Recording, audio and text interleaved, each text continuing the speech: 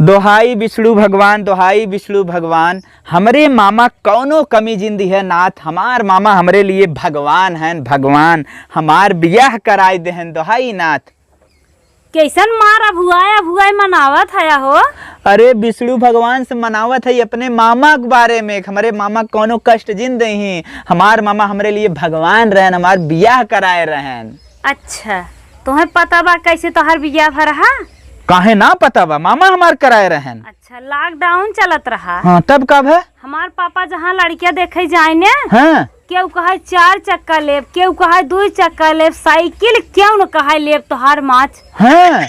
तब तोहरे मामा के लगे हमार पापा गए। अच्छा, हाँ, हमरे अखी लड़कियां बतावा, हम गरीब है, तू जानता ही है। तब मामा का कहन?